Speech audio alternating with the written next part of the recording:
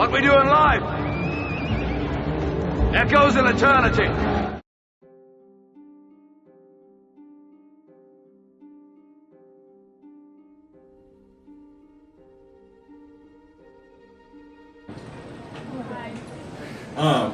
I wanted to come out today. As she said, I go to Washburn Tech. I'm currently enrolled in the Computer Repair and Networking program. But I also have a little bit of history here in Kansas.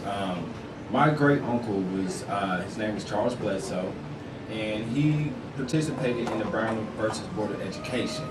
And so that's what I'm here today to speak to you guys about, human rights and the importance of human rights. Black history has always been about human rights. So as a young black African-American male, I was always intrigued about black history in America. I've never personally experienced the things that my ancestors have, because a lot of people, when you get on these type of subjects, a lot of people say, well, you know, why are you bringing this up? Because you don't have to go through it.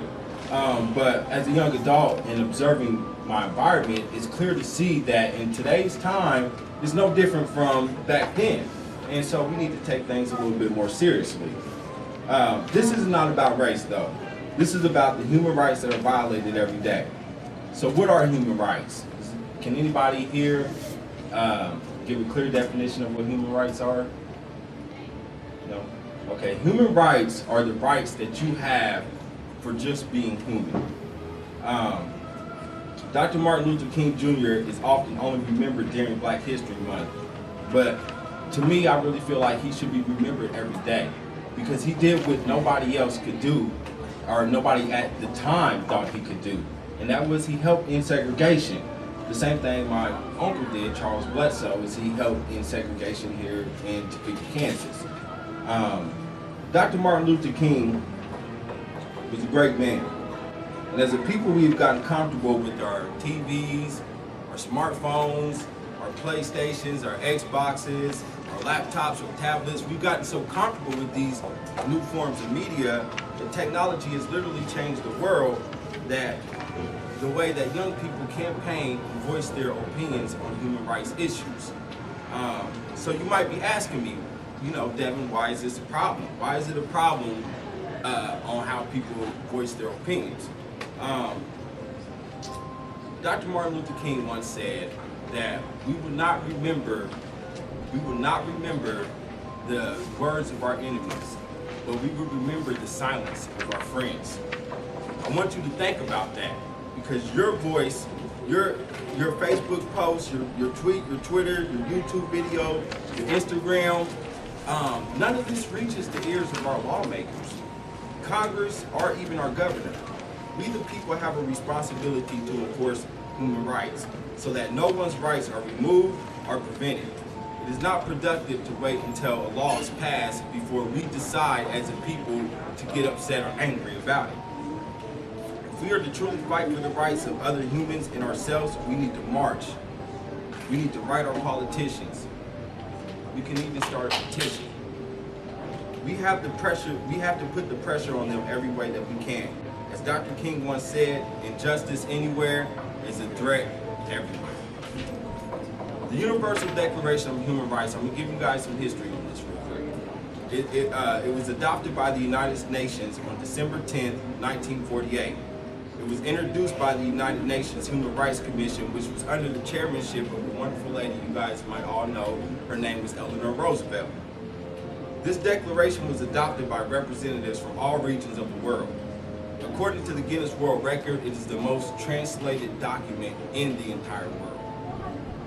But I'm just going to give you guys a few. There's 30 human rights in this declaration, but I'm going to give you a few. Article 26, which is the 26th right that they came up with in this declaration, is the right to education. But I want to ask you guys something. If people have the right to education, then why are over 1 billion adults unable to read? That's billion with a B. The right to life, liberty, and personal security, including food and shelter. This is Article 3. But if people have this right, why are 16,000 children dying of starvation every day? That's one child every 5 seconds. Article 19, the right for freedom of speech, opinions, and information. So why are thousands in prison today for speaking their minds?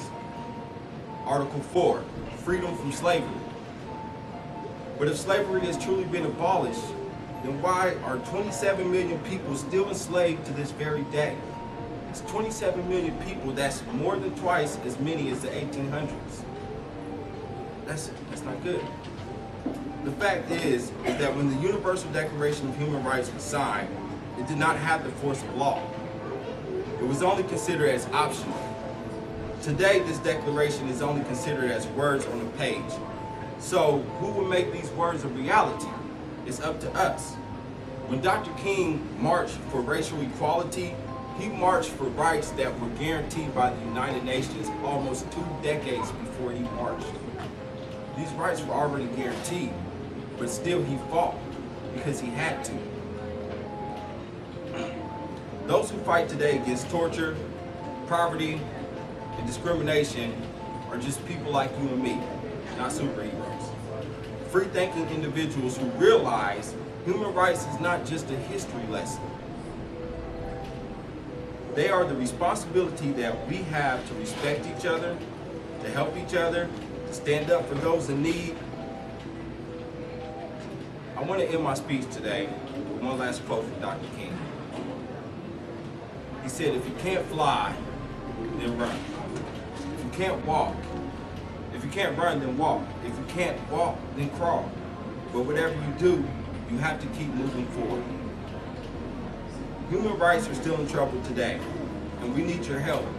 We need your voice. Don't get so comfortable with life and technology that you no longer fight for the rights that are still needed by so many. Just because you're comfortable, there are millions of people on this earth who aren't, and our voice makes a difference. Medical marijuana patients need your help in Kansas. This is a serious issue. I mean, science, doctors have all pretty much agreed that medical marijuana carries benefits for patients. These people can't fight for this by themselves in Kansas. They need your help. They need your voice. The LGBT movement needs your help in Kansas. Laws are being created to discriminate on those who have done no wrong or harm to you and I. No one should have to be denied service because of their sexuality. I mean, that's pretty ridiculous. And that's a law that has been proposed here in Kansas. This affects people. I'm personally myself, I'm not gay, I'm not bisexual, I'm not transgender, but I have family and I have friends who are. And if I want to go out and enjoy a meal with them, I should be able to do that without being refused service because of their choice of whatever they are. The NSA and various other government agencies are invading on the privacy of people like you and me, slowly removing our right to free speech and privacy. The fight for human rights still goes on. Don't allow others' rights to be abused while slowly losing your rights at the same time. My name is Devin Worlds, and I'm more than a student, I'm more than a father or an individual. I'm an activist for human rights. Thank you.